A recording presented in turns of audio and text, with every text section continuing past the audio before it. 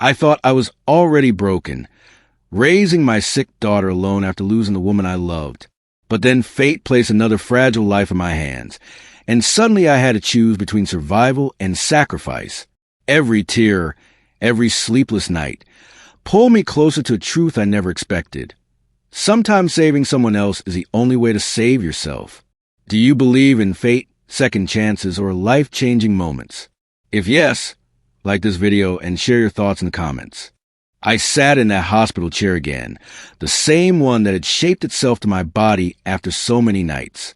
The smell of disinfectant clung to my clothes, and the beeping machines had become the soundtrack of my life. "Daddy," my daughter whispered, her voice thin, almost swallowed by the hum of the floor. I leaned closer. "Yeah, baby?" Her small hand reached for mine. Even with the plastic tape holding down the line in her arm, she squeezed my fingers. "You look tired." I forced a smile. "I'm fine. Just didn't sleep much." Truth was, I hadn't slept at all. I had been staring at bills on the kitchen table until the numbers blurred.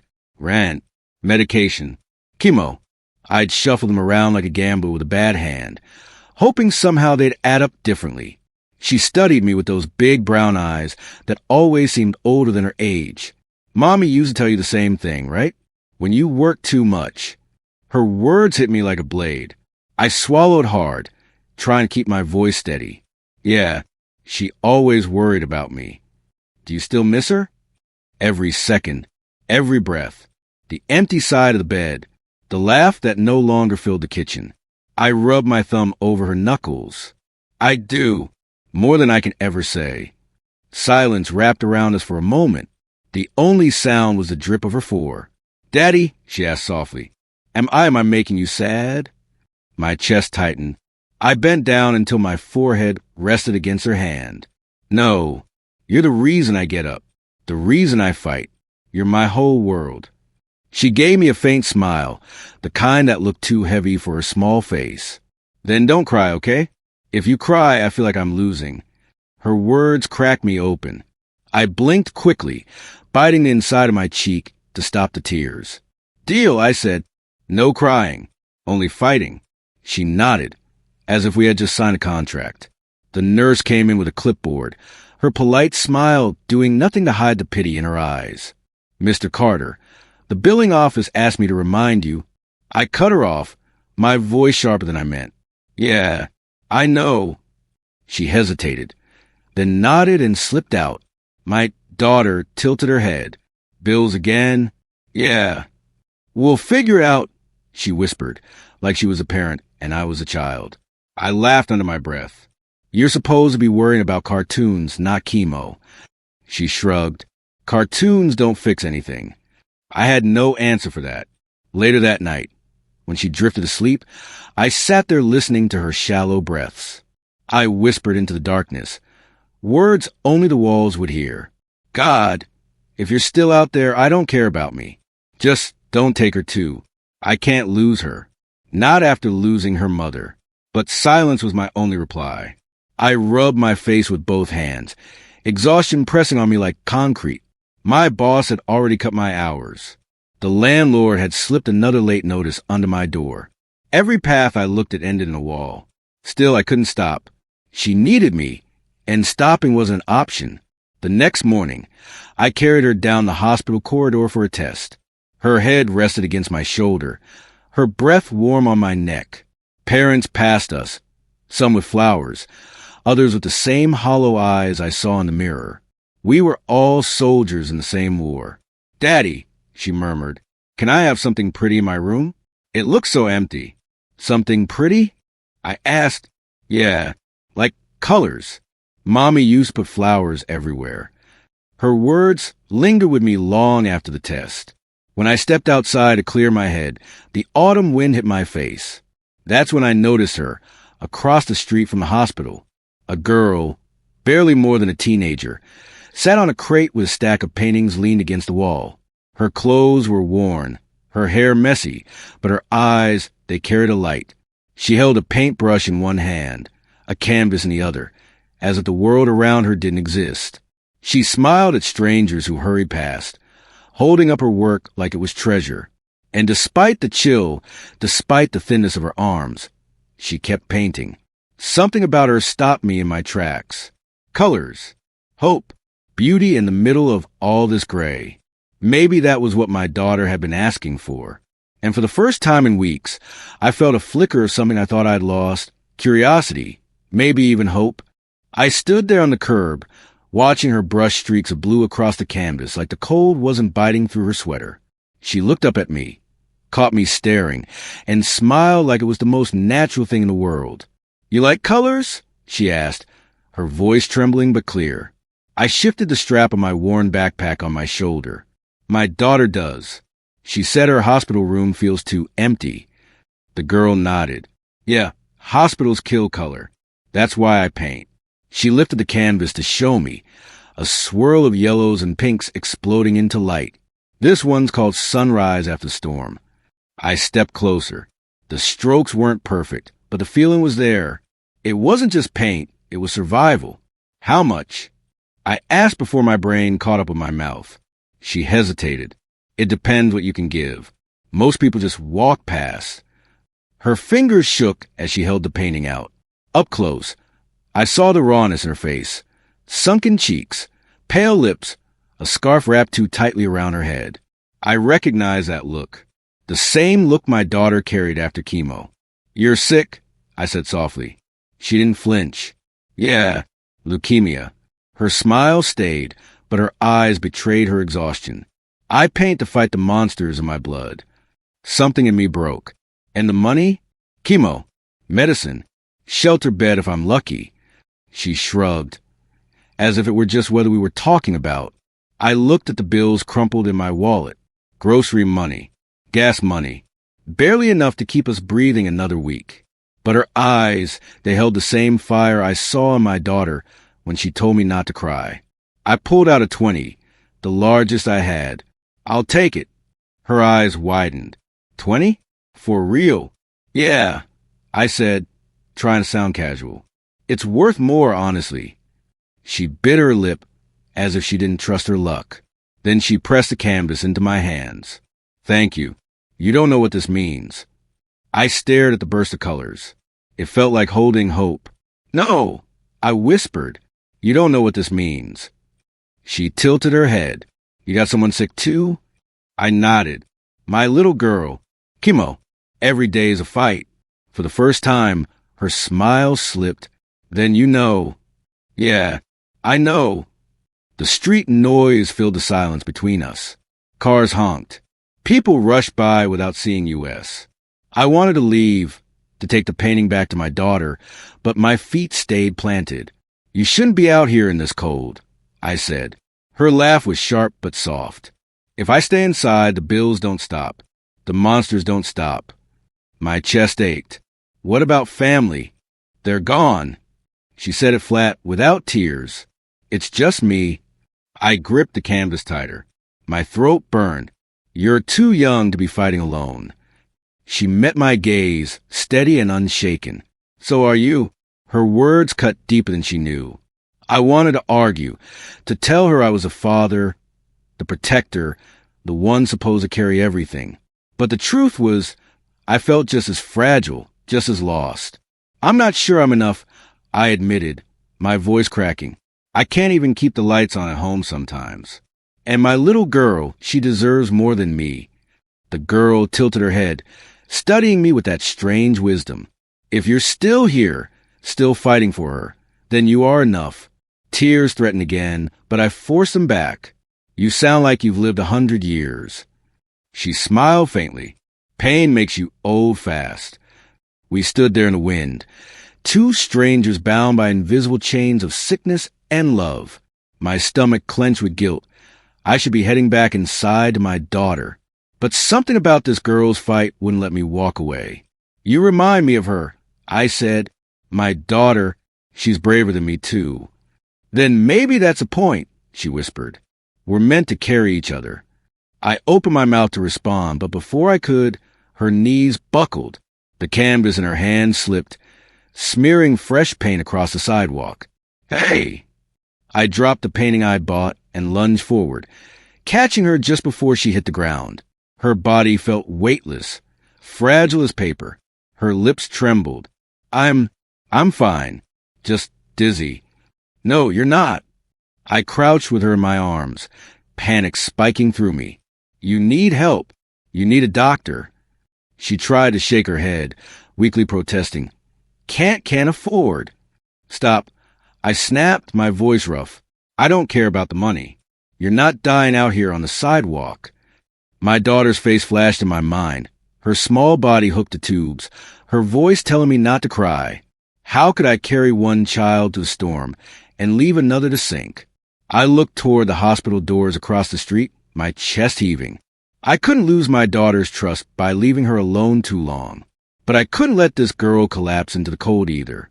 2 lives, 2 battles, and I was just one man already drowning.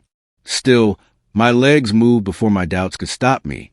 I lifted her tighter against my chest, the weight of her bones terrifying in its lightness. Hold on, I whispered. I've got you. And I ran for the hospital doors. Her body was limp in my arms as I shoved through the sliding doors of the hospital. The warm air hit my face, but all I felt was the weight of her bones. Light, frighteningly light. Help! I barked at the front desk. She collapsed outside. Get someone now. A nurse rushed forward with a gurney. I laid her down, my hand shaking. She looked up at me weakly, eyes glassy. You didn't have to, she whispered. Yes, I did. I shot back. Stop talking. Just hold on. Doctors wheeled her away, their voices sharp and quick. I stood there, breathing hard, clutching the painting I dropped and picked back up, the one with yellow and pink swirls. My knuckles dug into the frame, like it was the only thing anchoring me. Daddy, I spun around. My daughter was at the end of the hallway, the nurse who watched her during treatments beside her. I rushed to her. Baby, what are you doing out of bed? I saw you carrying someone. Her little brows furrowed. Who was she? My throat tightened. Just someone who needed help. She studied me with that too wise gaze again. Like me? The question pierced straight through me. I knelt in front of her. No, not like you. You're my everything. She's just... I stopped because the word sounded cruel even in my head. She's just another fighter like us. We sat in silence until the nurse gently urged my daughter back to her room. I kissed her forehead. I'll be right there, I promise. When I returned to the waiting area, a doctor approached. His face was calm but serious. Are you related to the girl? No, I said quickly. I just found her outside. She collapsed. He nodded. She's stable now, but severely malnourished, dehydrated, and she hasn't been keeping up with treatment. Treatment? I asked, though I already knew. Chemotherapy. She has leukemia. Without regular sessions, her chances drop fast. He hesitated. She told us she's been staying at a shelter. No guardians. No insurance. I rubbed my forehead, the guilt pressing in like a vice. My daughter needed every ounce of me, my time, my money, my strength. Yet here I was, dragged into another storm. Can I see her? I asked. He nodded and led me down the hall. She lay in a thin gown, for hooked to her arm, eyes half closed. When she noticed me, she tried to smile. You didn't leave, she said softly. No, I muttered, pulling the chair close. I couldn't. She closed her eyes briefly. Most people do. My jaw tightened. You don't have family? She shook her head. Parents died when I was little. Foster homes. Shelters. I stopped counting. Her voice was so steady, like she had rehearsed the tragedy so many times it lost its edge. But it cut me open anyway. You shouldn't be out there alone, I said. Where else would I be? Chemo doesn't pay for itself. She turned her head toward the window. So I paint. If I sell enough, I buy another session. If not, she trailed off with a shrug. I sat there, fists clenched, torn in 2 directions. My daughter's face flashed in my mind. The way she asked for something pretty in her room. The way she told me not to cry. Then I pictured this girl, alone on a sidewalk, selling scraps of hope just to survive another day. What's your name? I asked finally. Lena, she whispered. I nodded. Well, Lena, you don't have to fight alone anymore. Not tonight. Her eyes flicked toward me, almost suspicious. Why are you helping me? You don't even know me. I let out a bitter laugh. I asked myself the same thing. The truth churned in my chest. Part of me screamed that I was making a mistake, that every dollar I gave to her stole from my daughter's chances. But another part, the louder one, said leaving her die on that sidewalk would destroy me. Because if I could walk away from Lena, what would that say about me as a father? About what might happen if, one day, no one was there for my daughter? I leaned forward, resting my elbows on my knees. Maybe it's because you remind me of her. My little girl. She's fighting too. And if the world ever left her alone like that, my voice broke.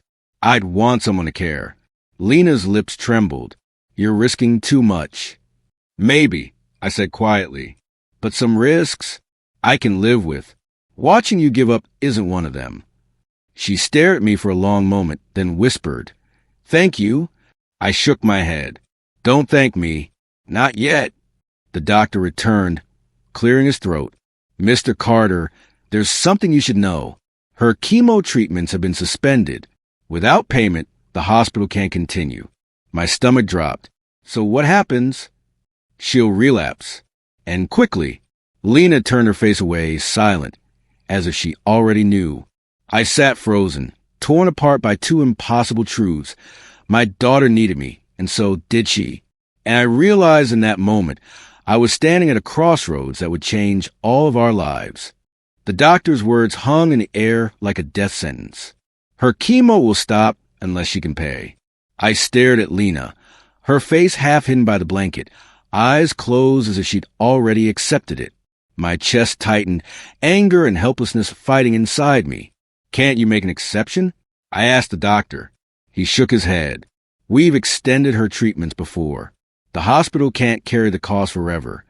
I wanted to scream, but all that came out was a ragged whisper. She'll die. His silence was answer enough. When he left, the room felt unbearably small. I sat there, fists pressed on my temples. I could almost hear the bills piling higher, my daughter's medicine slipping through my fingers. Lena's voice was barely audible. Don't kill yourself over me. I looked at her, furious, not at her, but at the cruelty of it all. What are you talking about? You already have a child, she said weakly. She needs you. I'm not your problem. The words ripped through me. You think I could walk away? After carrying you in here? After hearing your story? I shook my head, my voice breaking. No, I can't do that.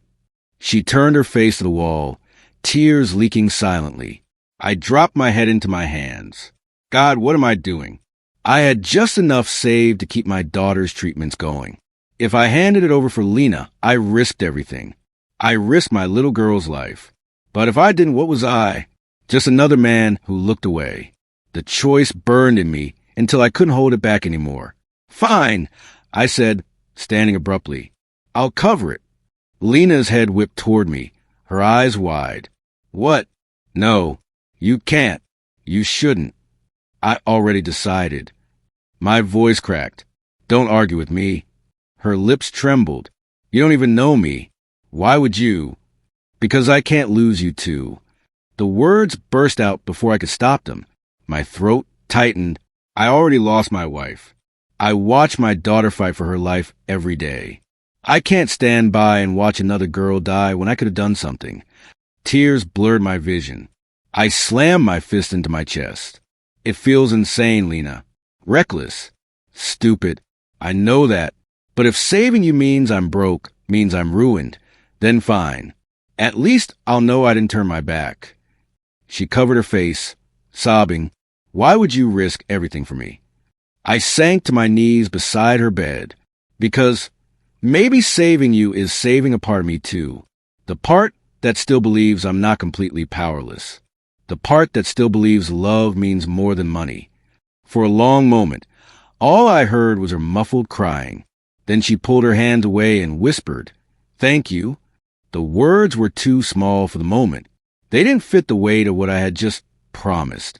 When I finally stumbled back into my daughter's room, I was shaking. She sat up in bed, clutching the painting I'd bought. "Daddy," she said softly, "did you really give the money to that girl?" I froze. "You heard?" "The nurse told me. She said you're helping her get treatment." My stomach dropped. "Baby, why?" Her voice cracked, but her eyes didn't leave mine. "Why would you do that when I needed to?" I sat on the edge of her bed, my hands trembling as I reached for hers. Because sometimes love isn't about choosing who deserves it more. It's about giving when it hurts.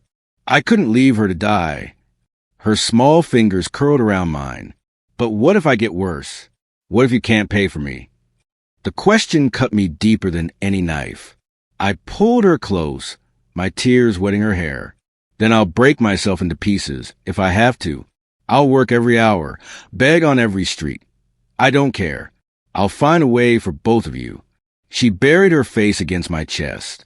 "I don't want you to die from working too much." I kissed the top of her head. "I'll survive. You and Lena, you're worth it." We sat in silence, her breathing steady against me. My heart was still a storm of guilt and fear, but in that moment, I knew one thing. I had crossed a line. I had made the unthinkable choice, and there was no going back. Later that night, when she finally drifted asleep, I stared out the window at the city lights. The truth settled heavy in my bones. I was standing on the edge of a cliff. The money would run out. The bills would bury me. And soon, I would have to do something I swore I'd never do. The city lights blurred in the window as I whispered to myself, "Risk everything, even myself." And that's exactly what I did. The next morning, I was hauling bricks on a construction site. By nightfall, I was wiping grease off tables in a diner. When the diner closed, I dragged myself to a warehouse where I lifted boxes until my arms shook. Sleep became a rumor, food a luxury. But every time I felt my knees buckle, I pictured two faces. My daughter's small, fragile smile, Lena's eyes shining behind tubes and four poles.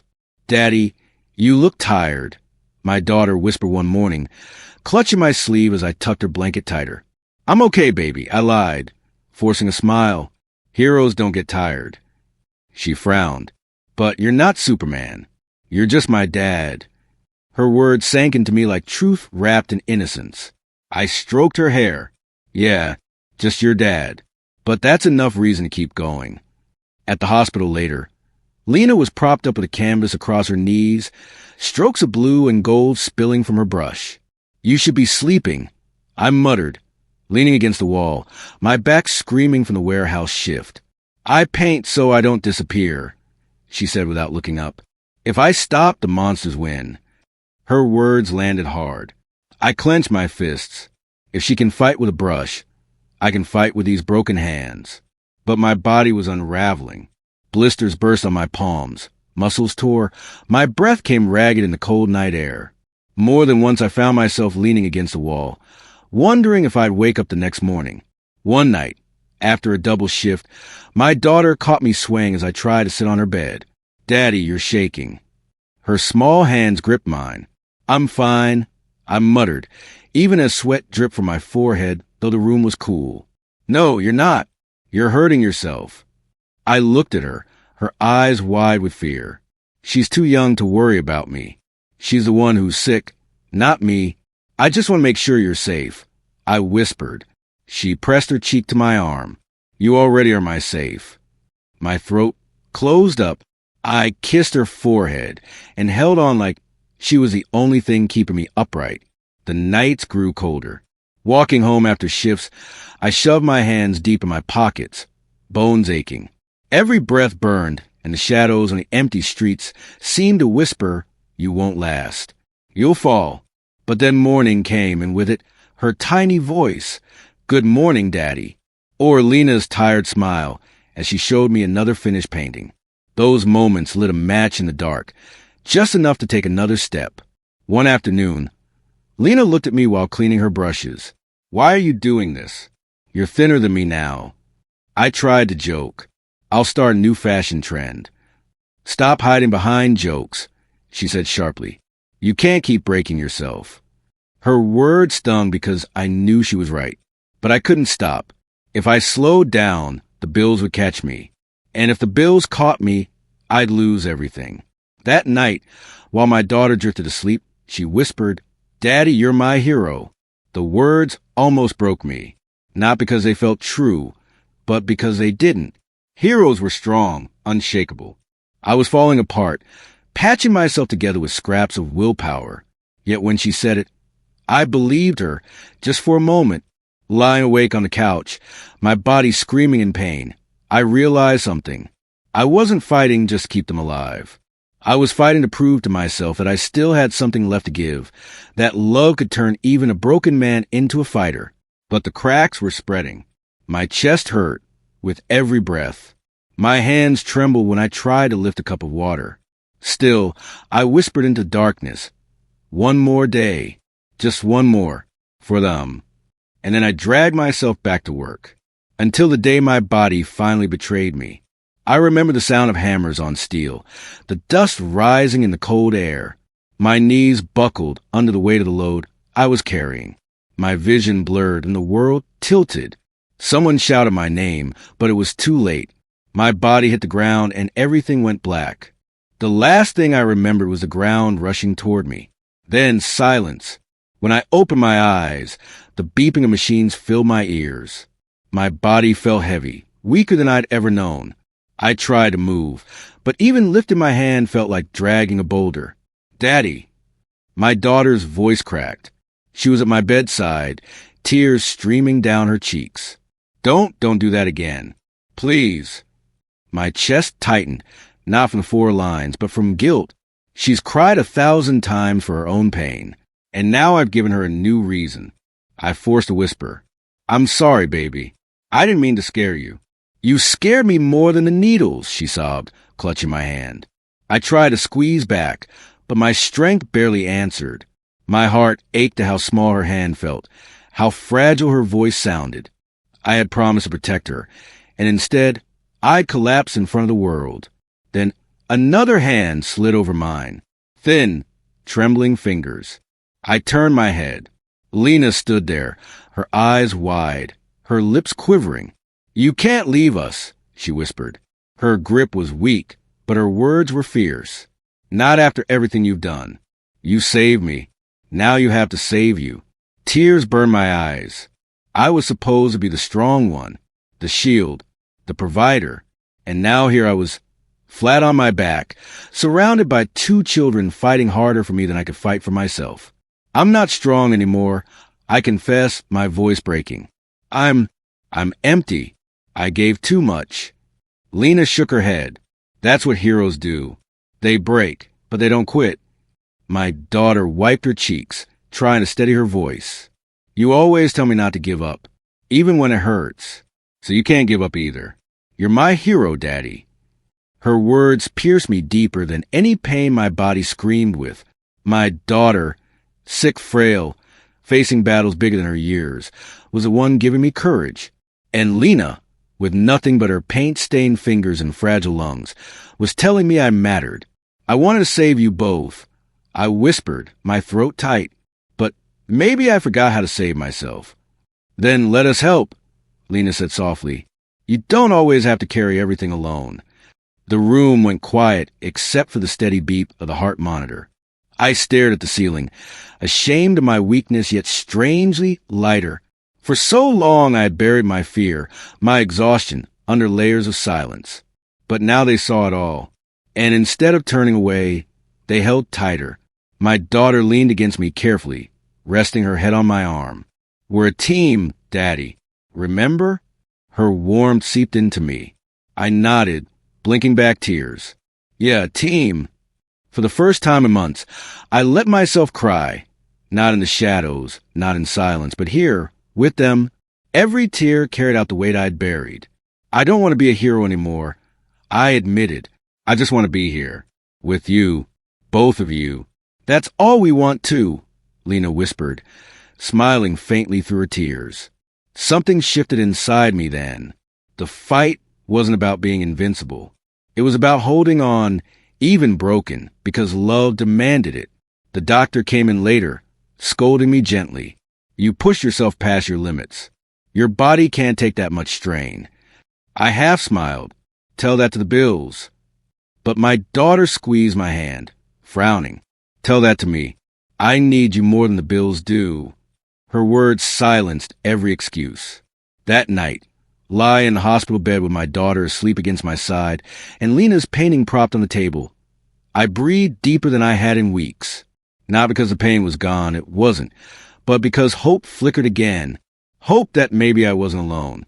I had fallen, but somehow, in my fall, they had found their strength, and maybe that was enough to help me stand again.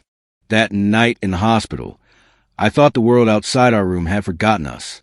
But I was wrong. The next morning, a nurse stepped in with a smile. People are talking about you, you know. I blinked. Talking about me? She nodded, adjusting the floor. About how you've been working yourself to death to care for both your daughter and Lena. One of the staff shared your story online. I froze, shame prickling through me. I didn't ask for that. I know, she said gently. But sometimes people need to see that heroes aren't capes and masks. They're fathers with tired eyes. Her words sank deep. Heroes. If only she knew how broken I really was. Later that day, my phone buzzed with a message from a neighbor I barely spoke to. We're praying for you. Sending a little to help. A link followed. I clicked it and my breath caught. It was a fundraiser. My face, my daughter's smile, Lena's paint-stained hands. The caption read, "Single dad fighting for 2 girls' lives." I rubbed my temples. What is this? My daughter peeked at the screen. Daddy, people are giving us money. I scrolled through name after name. Strangers writing messages. Stay strong. You're not alone. Your fight is ours now. Donations stacked higher and higher. Numbers I couldn't comprehend. Tears welled. Why would strangers care? Because kindness spreads, Lena whispered from her bed. She reached for my hand. You planted it when you chose to help me. Now it's growing. Her words undid me. I pressed my palms to my face, sobbing. For months, I carried this weight alone, convinced no one would understand. And now, people I'd never meet were lifting it with me. The next day, volunteers came by with meals. A local church paid off part of the hospital bill. Even the diner where I'd wiped tables at midnight sent me a card with every worker's signature. Family sticks together. I looked at my daughter as she unwrapped a small teddy bear someone had left for her. She hugged it close, her eyes shining. Daddy, we're not alone anymore. I nodded, my throat tight. No, baby, not anymore. That night, sitting between the 2 hospital beds, I whispered to them both, "You've shown me more strength than I ever thought possible." And now maybe the world is showing us that strength too. Lena smiled faintly. You always thought you had to carry everything by yourself. But even the strongest trees need rain. I chuckled through tears. You and your wisdom, kid. My daughter tugged my sleeve. Daddy, does this mean you can rest now? You don't have to work so much. I kissed her forehead. It means maybe I can breathe again. For the first time in months, I allowed myself to lean back in a chair and close my eyes without fear of tomorrow crushing me. The burden that had bent my shoulders was lighter, not gone, but shared. Hope didn't feel like a dream anymore. It felt real, tangible. The following week, doctors updated us. The treatments are showing progress, they said. My daughter squeezed my hand so hard I thought it might break, but I didn't care. Lena laughed weakly, saying, "Looks like the monsters are scared after all." In that moment, I realized something important. They weren't just patients. They weren't just children fighting a disease. They were survivors. And me, I wasn't just a desperate father anymore. I was part of something larger, a community bound by compassion. Looking at them both, I whispered, "We're going to make it." Not because I'm strong, but because we're not fighting alone. And for the first time, I actually believed it. We're going to make it. I had whispered. And somehow months later, we did. I watched my daughter take her first steps down the hospital hallway without the 4-pole, her thin arms stretched out, her smile brighter than the fluorescent lights above her. "Daddy, look at me." She laughed, wobbling but refusing to fall. My heart swelled. That's my girl. I said, clapping softly, my eyes blurring.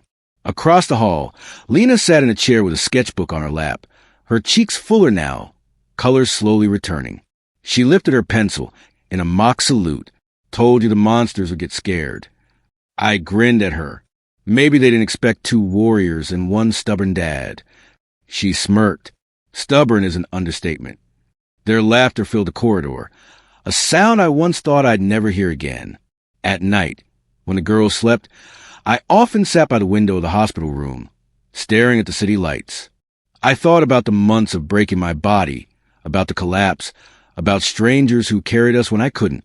Healing isn't just about their bodies, I realized. It's about mine too. The wounds no one could see, the guilt, the fear, the grief. I'm learning to let them breathe. One evening, my daughter tugged at my sleeve as I tucked her in. Daddy? Yeah, baby? Do you still miss Mommy? Her question hit me like a whisper from the past. I swallowed hard. Every day. She traced circles on her blanket. Does it still hurt? I thought about the nights I cried into silence, the weight that pressed on my chest whenever I saw her smile, the same smile her mother once had. It hurts different now, I admitted softly. Before it felt like chains. Heavy, like I couldn't move. But now it feels like she's walking with us, not holding me back, guiding me forward. My daughter smiled gently. I think she'd be proud. My throat tightened. I brushed her hair back. I hope so.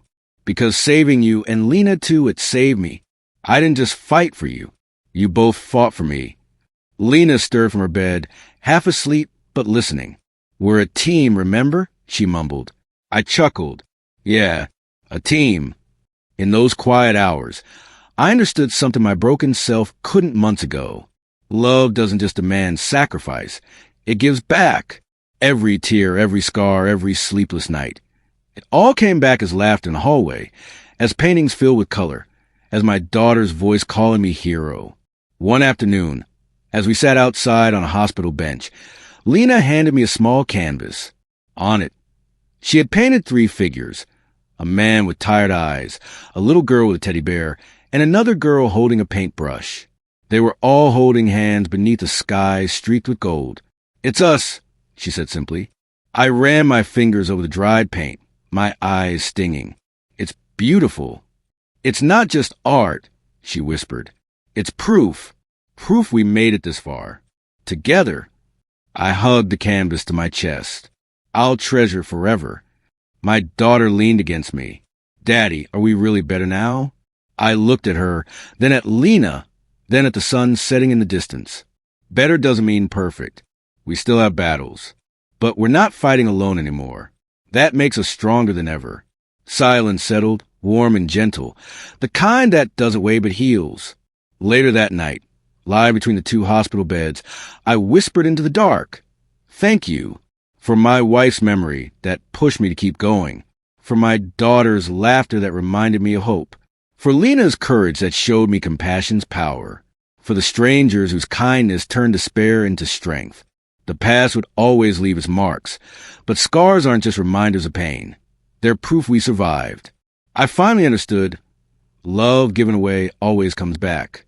Sometimes in the form of a child's smile, sometimes in the touch of a friend's hand, and sometimes in the quiet strength of knowing you're no longer alone.